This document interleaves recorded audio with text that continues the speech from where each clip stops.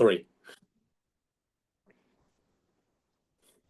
Okay, guys, so this is the Growth Center. And again, broadcasting for zombies.com. And also, we are broadcasting and we have all information on our page, BNR Magazine Radio, well, bnrmagazine.com. And this time, we're going to New York, right? Yes, sir. That's correct. Oh, that is awesome because I was just watching your videos and I said, you know what? What an incredible music you have. And you look very young. How old are you? I'm currently 22. 22 years old. I mean, and you play, I mean, it's awesome the way you play. I was like, yes, I mean, you look very young. But who are we talking to right now? So my name is Mickey LYXX, and I'm from New York. And yeah, I play guitar, play power metal, and love it. Oh yeah, and you play really well. Okay, let me tell you something. But let us we want to know a little bit more about you. I mean, because for example, nowadays, well, you're promoting. I mean, you got a new video, right? I mean, you got new material. Yes, I do. I do. I have a new song out called Caporetto. It's written all about the Battle of Caporetto in 1917, and yeah, just been pushing that, having fun with it, and just keep writing.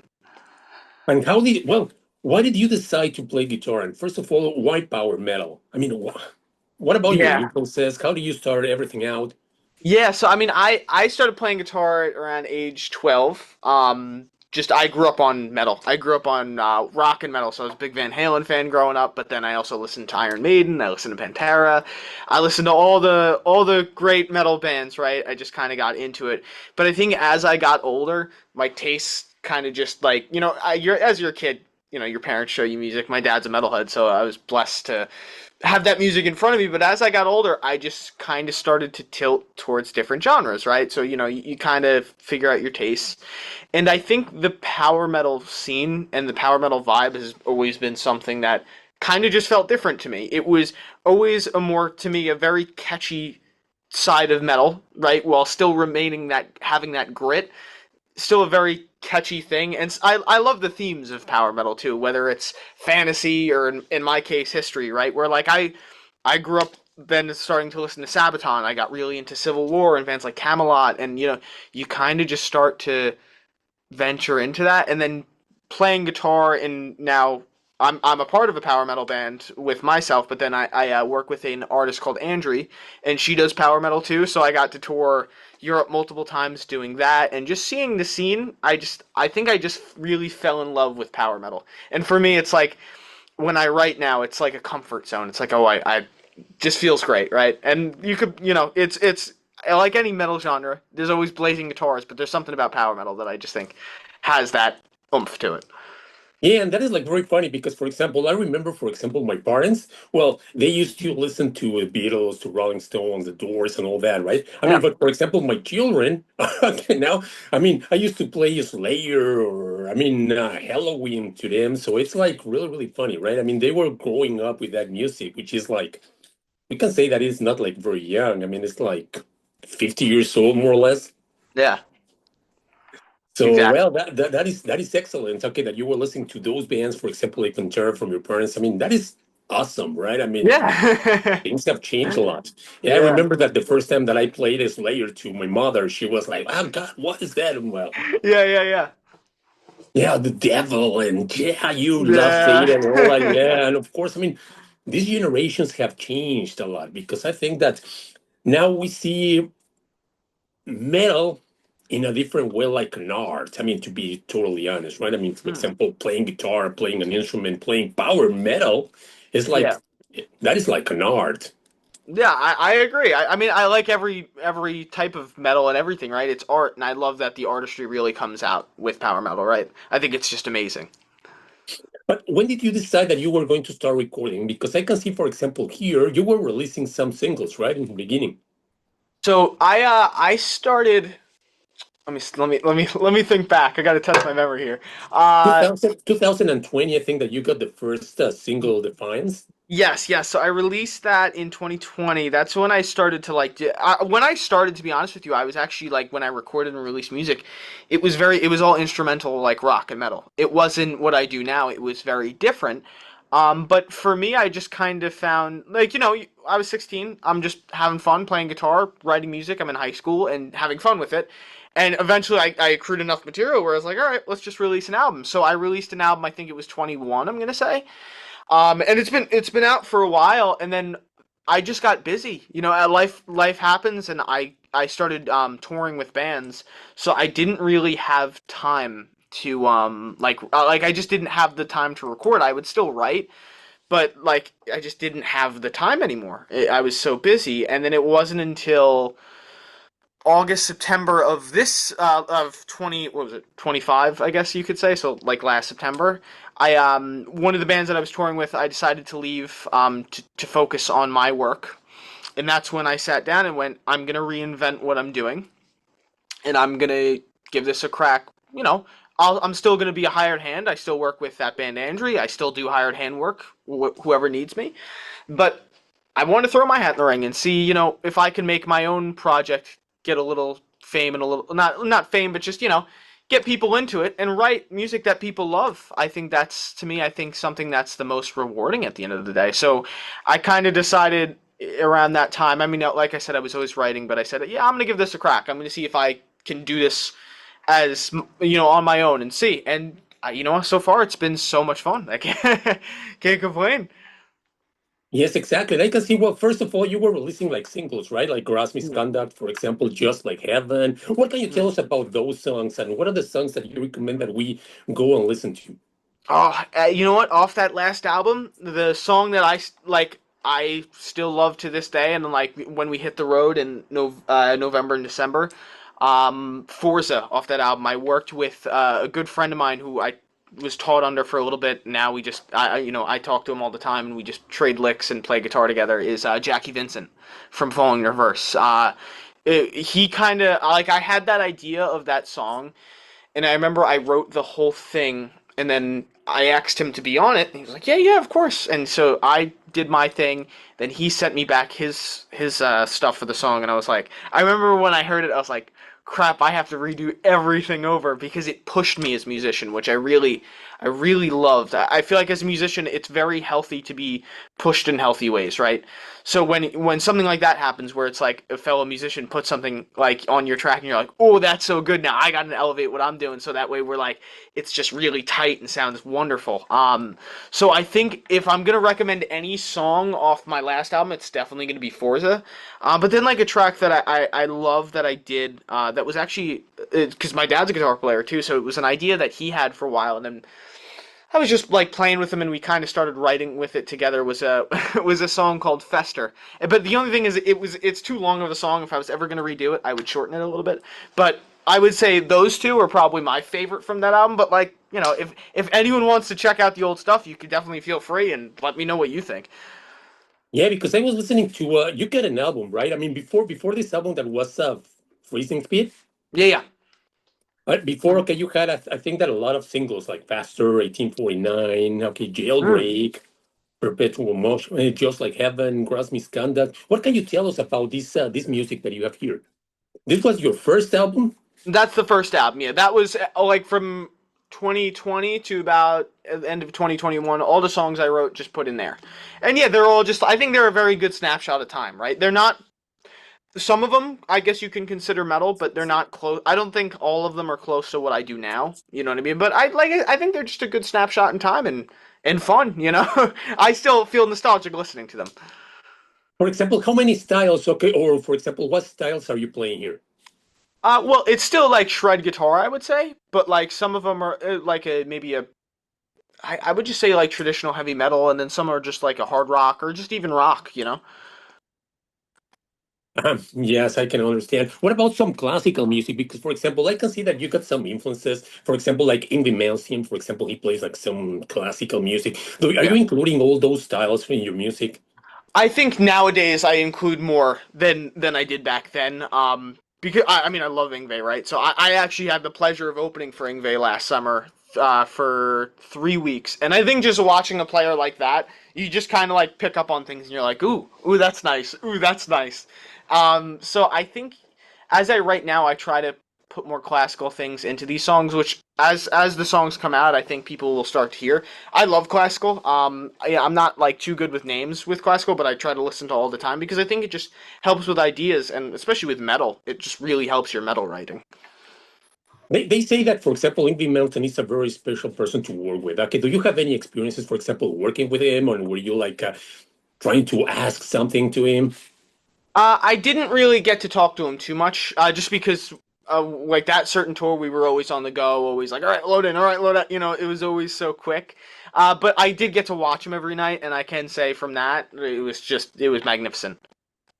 Yeah, it's like amazing. Recently, okay, so he played in Brazil, and let me Yeah. tell you that that was an awesome concert. I mean, yeah, well, I love Ingrid. I love his style, Yeah. for example, and I think okay. So let's talk. So, well, that is the first album, Freezing Speed. That was in 2021. And what we got a guest here who is like, hey, she's like jumping and jumping. She never Yeah. does that. I don't know what's happening, but today she's like crazy. She's like, hey, you know what? I want to meet Mike, Mickey Licks. So she's like they are jumping and jumping from one place to the other one.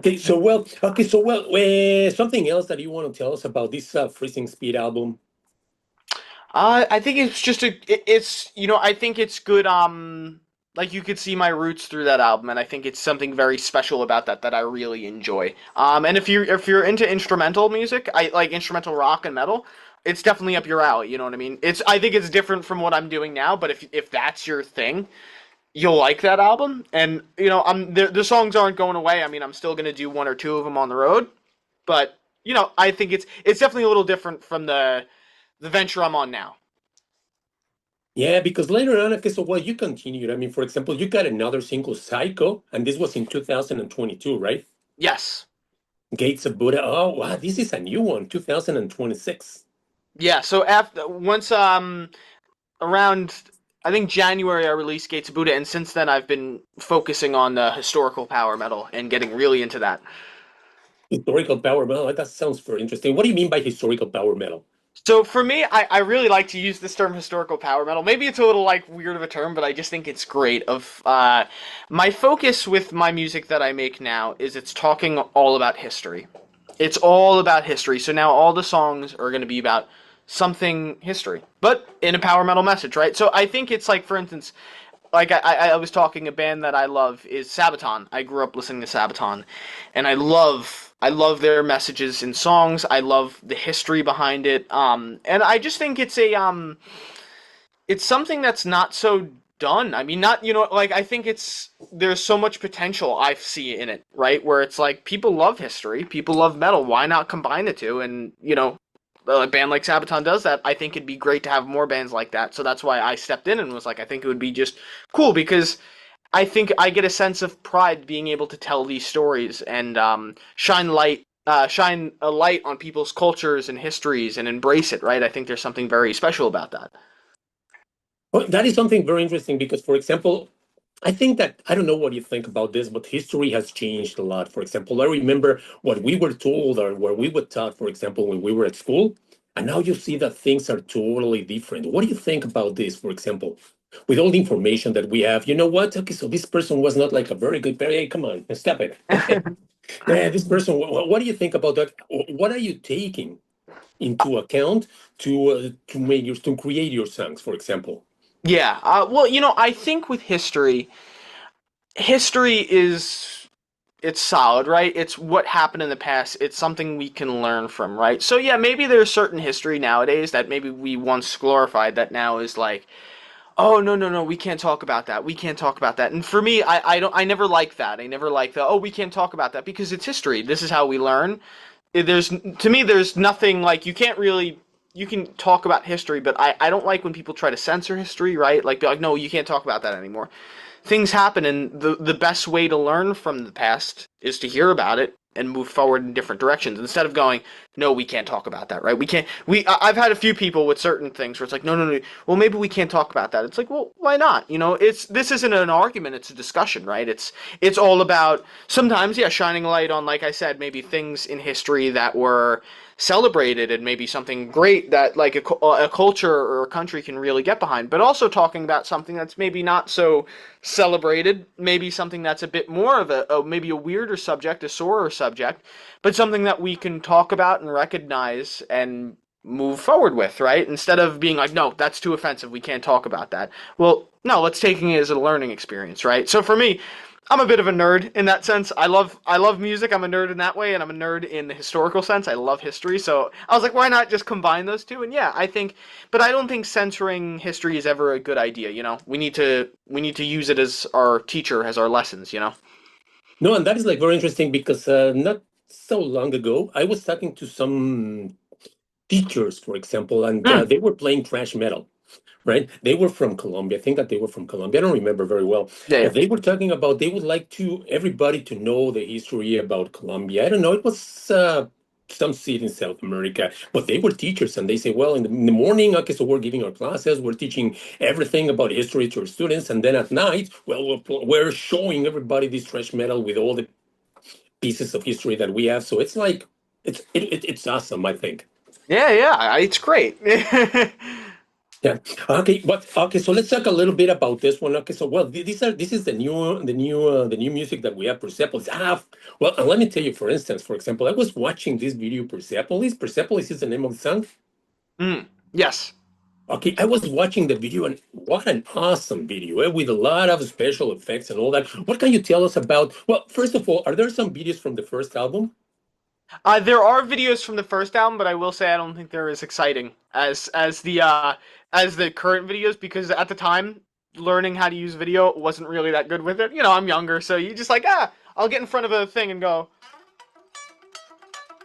But now it's like okay, let's make this a performance. Let's really get into it. And I think from there, just kind of like it escalated. But yeah, you could definitely find videos from the first album. Yeah, and for example, what can you tell us? I think that Persepolis was the name of the video that I watched, Yes. and I mean it was awesome with a lot of special effects. What can you tell us about this video? So that video, we worked with a guy named Dominic Esposito. He lives where I live on Long Island. And we worked with him for the first two music videos we did for Gates of Buddha and Persepolis. He's very good with green screen effects. And getting into like making the story. So we just shot it, and then he really put everything together. I just sat like I talked to him so much about the history and how it meant, like how it has to be.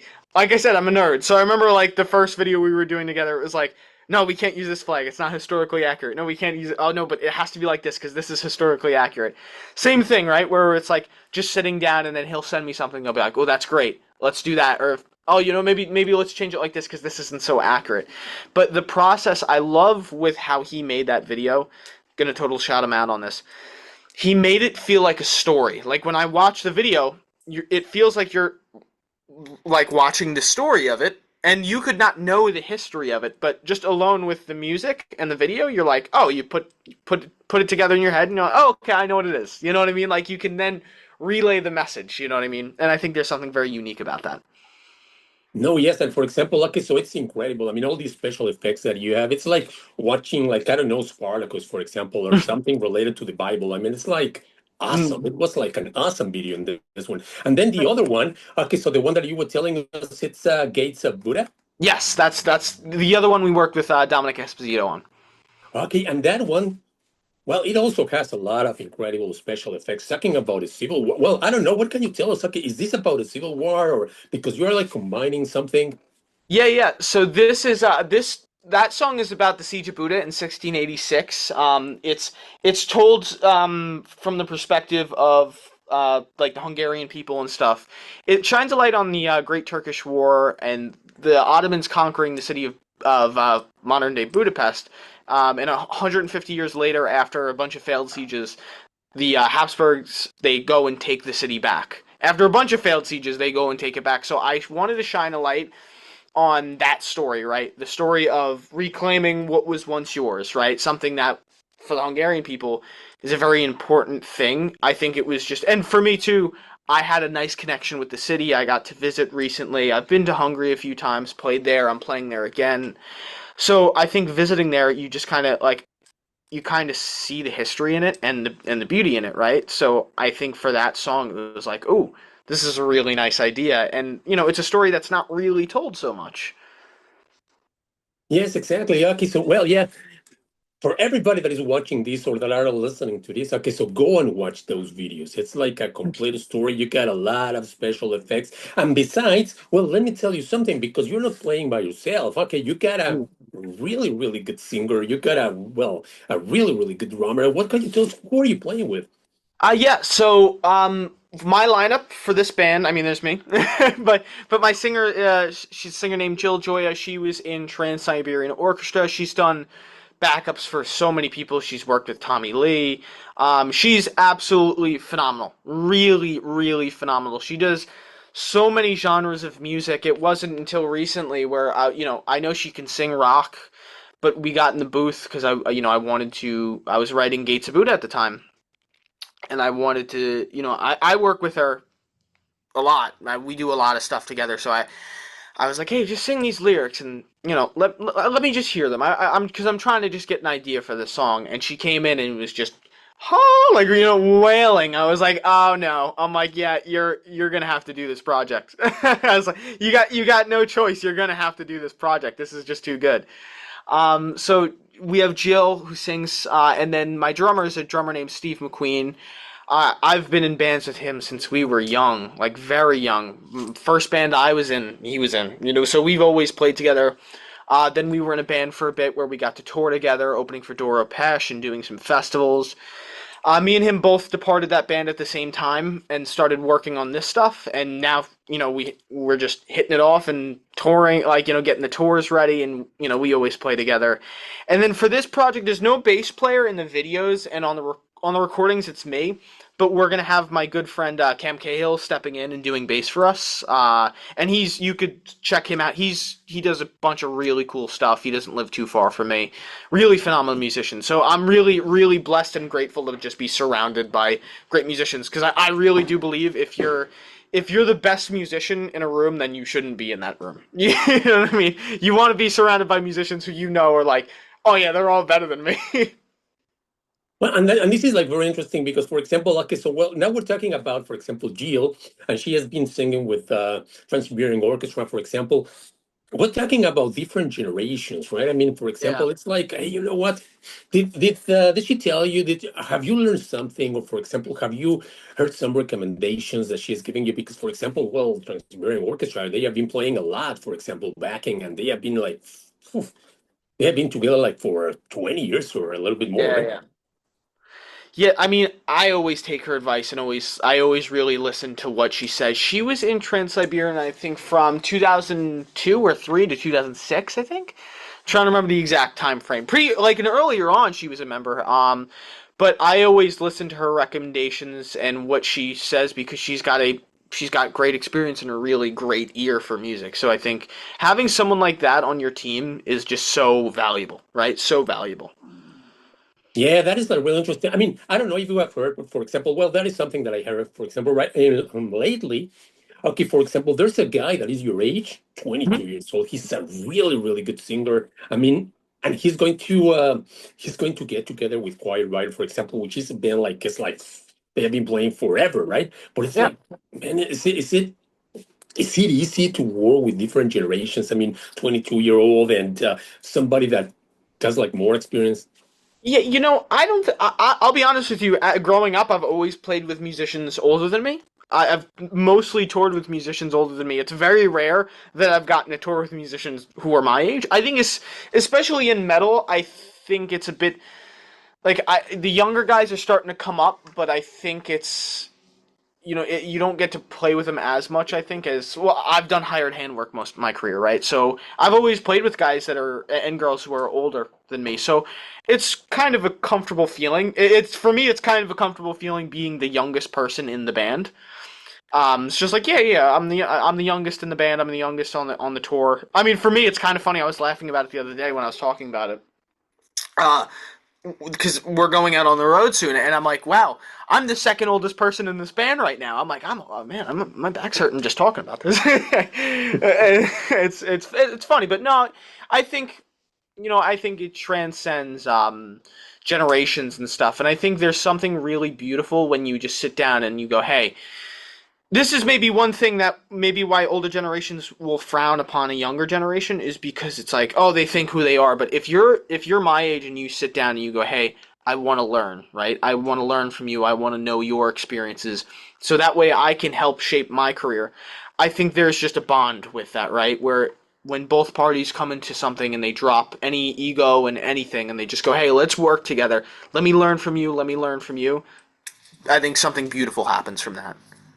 Yes, of course, and we can listen that the music that you're playing is so awesome, so beautiful that well, okay, so what can I tell you, right? Okay, well, let's well, you have been playing with Data Pesh, for example. You have been playing with Indie Mountain. You have been playing on Wacken, right? Yeah, yeah. Okay, so what can you tell us about all these people that you have been playing with? Ooh, I think I've had some really great experiences with like being an opening act for a lot of bands on tour. I mean, like Ingve was just absolutely phenomenal, right? I think playing with Ingve, it's just like to watch that every night. And like I always got the question too where it's like, is it scary to be the guitar player going on before Ingve? And it's like a little bit, a little bit, little scary, but I think if you just take it with like a hey, I'm doing what I can do. I serve my purpose, and then people are going to go watch Ingve. If I warm them up even a little bit, I'm very happy about that. So I think there's something really great about that. Dora was I will say, one of the sweetest people in metal. Really, just always nice. Always had a good thing to say. She would sometimes come to the side of the stage when I was on, and just like seeing her like on the side of the stage, like smiling and be like, I'd like wave, and she'd like wave back. It's like that's awesome. You know what I mean? As a headliner, I think that's something so cool that you're able to support your band, like support your openers like that, and be really just really supportive. I also got to open for Dave Ellefson of Megadeth, and he honestly I think is one of the nicest guys in metal. Another just really down to earth, really humble guy. And then yeah, playing festivals like I got to play Wacken, I got to play Alcatraz. And then even in the States, I got to play Rockfest, Wisconsin. I there's just a certain air, you know what I mean, when you walk in, where you're just like, yeah, like this is just awesome, and it's such a good vibe, and it's such a good experience getting to meet all these fantastic musicians and just talk. It doesn't even have to be about music; it just be about anything. I think it's just creating bonds, right? Yes, have you been recording all these well, all these events, for example, because well, okay, so I mean, playing with Doro Pesh, for example, in the Mountain, I mean, playing at the Walking, okay, so those are experiences that I don't know. I mean, maybe. Well, we hope that you have more experiences, right? But those are some things that sometimes they never happen again, right? Yeah, I mean, I try to record everything. You know what I mean? Just as a memory. And so when 30 years down the line, when I have kids, and they go, "No, you didn't do that, Dad," I'll be like, "Yeah, I did. What are you talking about? Look." Uh-huh. Yeah, it is easier because, for example, I mean, for example, for metalheads, I mean, sometimes we like to go to the previous videos, to the previous, I mean, to everything they did from the past, and look at that. I mean, for example, look at LYXX, for example. He played with Dado, and I don't know. I mean, he played with Ingrid Mountain, and I don't know. I think that you're going to be playing with a lot of people more. Thank you, my friend. I appreciate it. Yeah, I mean, it's such a blessing. I mean, I still like.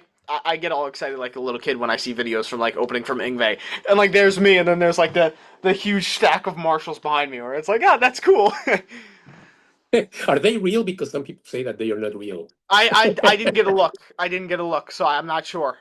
That's that's one thing I should have done. I just didn't have the time to.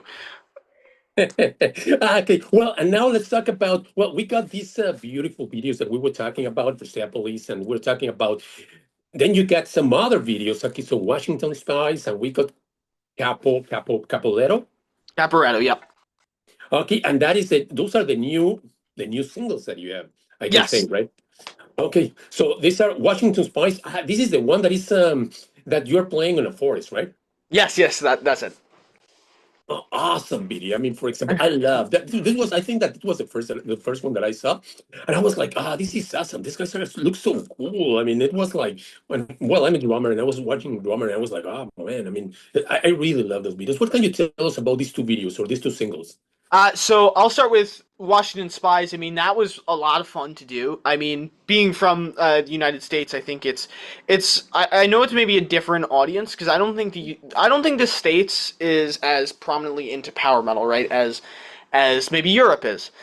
But I just was like, you know what? I'm gonna write it about something America, like, and for me, I wanted to actually shine a light on something that was local history to me, something that a lot of the people where I live take pride in, which was the Copper Spy Ring, which was during the Revolutionary War. A lot of the people, Long Island, where I live, was under British occupation. A lot of our, well, some of the people spied on the British and sent intel to the colonists, real Americans, right? And I think that's such a fascinating story, a story that's not really told. So I wrote the song all about that. It was perfect in time for the 250th of America, and we shot it in the forest, which I just think it had like a really cool vibe to it. That was really fun. So that song was a lot of fun. And then the new release, Caporetto, it was written about the Battle of Caporetto, which is I was just doing. I always do research when I write these songs of just interesting stories and stories that aren't told, right? And Caporetto came up as something very interesting to me. That I was like, okay, why not? And so wrote that whole song, and then the video itself we shot in a warehouse. And I remember we were looking for locations for that video, and when we stumbled upon that, I was like, yeah, it just has to be that. And this is gonna sound super nerdy, but the reason why I wanted that was because it reminded me so much. I think it's like the end of the first Indiana Jones movie, like where it's like just a warehouse and then they pan out. And I'm like, that gives me that exact vibe. That's what we got to do. I was like, that's so cool. So with that video, that was a lot of fun to shoot. And so those two videos too was edited by me and my dad. Actually, me and him work on this stuff together with video editing, where we're just sitting down going, man, maybe this, that, maybe this, maybe this. So it was kind of just like it's a bonding experience, but it's also just a lot of fun. Yeah, they're like really good. I mean, but in this case, you didn't include any special effects or anything. Did you want to focus a little bit more on the band? Yeah, for those two, I think for those two videos, I wanted to maybe make something a bit more raw, bit more. I mean, it's still telling the story, but focusing more on the band instead of the story, while still telling the story within the song, right? Are we going to have the chance? Because, for example, these are singles. Are you Mm. planning on gathering all the singles and then releasing a CD, or what are your plans? Are we going to have Yeah. So, I have multiple things upcoming with this. So, we're planning on doing one more single release. I think that's kind of been the talk. We have a song that's ready and is looking to be released. I don't remember the date, but I think it's around September. After that, we are going to be focusing on the tour. Because we have a lot going on with that. But what we're going to be doing is these two things. We're going to be three things really. We're going to be releasing a single in September. Then from there, when we hit the road, we're going to be selling a limited copy EP that's not going to be on Spotify. It's not going to be on Apple, but it's going to consist of a lot of the songs that you can only buy at the shows. So I think it's really unique because it gives the people who come to the shows something unique to have their hands on. It's going to be a limited run thing. And then we're looking at an album release of all this material for February of 27. Yeah, and especially because, I mean, for example, for metalheads, I mean, we like to have the CD. I mean, I don't know, I don't know, but I Yeah, think that yeah. yeah, this is something totally different. I mean, that sometimes some pop lovers, I mean, they don't have, right? I mean, for example, we like to have the physical CD. I mean, we love to go to our collections and see, yeah, you know what, I got something from Mickey Lakes and all that. So it's like, yeah, that's like the way we think. I don't know because we're older or I don't No, I know. get it. I'm the same way. I totally get it. And what about South America? What about Mexico? Are you planning on coming to one of these countries, for example?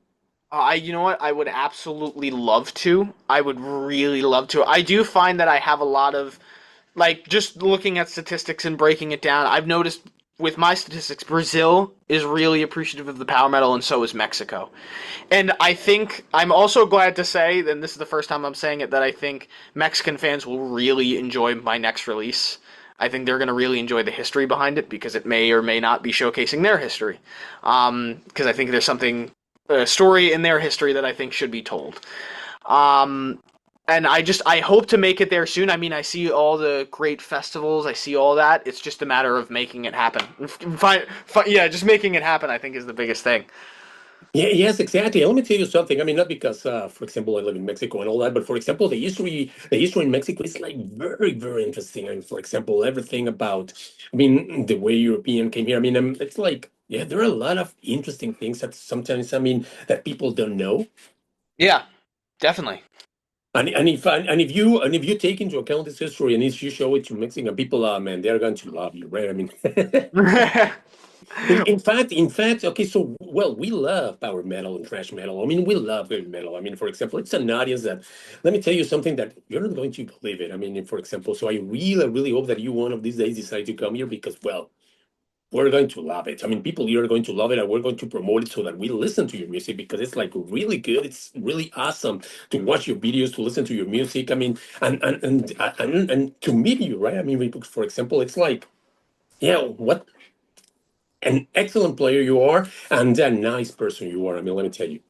Thank you. Well, yeah, I really appreciate it, and I would love to come to Mexico. It's something actually the group has been talking about. I think it's just a matter of finding maybe the right festival or maybe just booking the right venue and just promoting it. You know what I mean?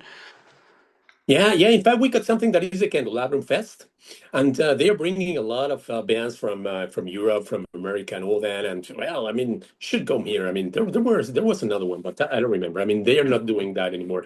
Okay, so well, it was a pleasure. Okay, so what are your future plans? Well, you also told us about September. You're going to be releasing a new single, right? Yeah. But So, oh yeah, go ahead. how do you see yourself in 5 more years? Or what are your plans for Mickey Leaks right now? Well, I mean, as far as the 5 year plan, I think it's just keep doing this and keep playing out, keep writing, and just doing it on a more. I think being on more tours, being on more festivals, I think is a big thing, and just having albums out, just continuing as a band. Yeah.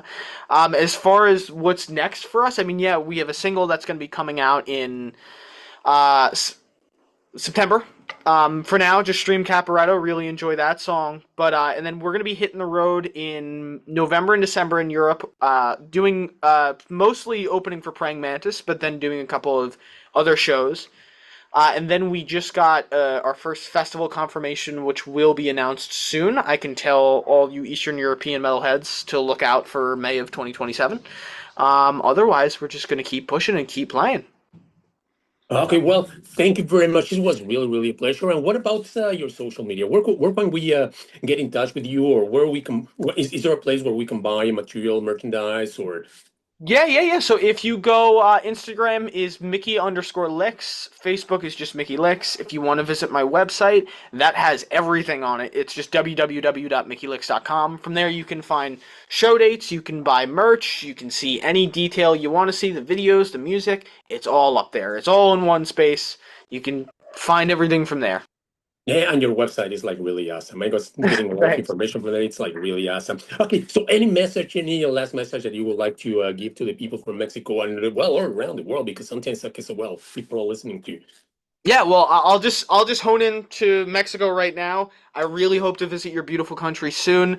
Please keep an eye out for September. It's going to be a release that is going to celebrate you guys, so I can't wait for that. And otherwise, just rock on. Well, thank you very much, Minky. It has been a pleasure, really, to Thank be you. honest. We're going to promote everything. We really hope that you come here. Yeah, we'll really be looking forward to that. I mean, we really want to have you here with all the band and all this beautiful music and listen and watch the videos because Mickey Leaks has a lot of things to offer. Thank you so much, my friend. It was so great being on here.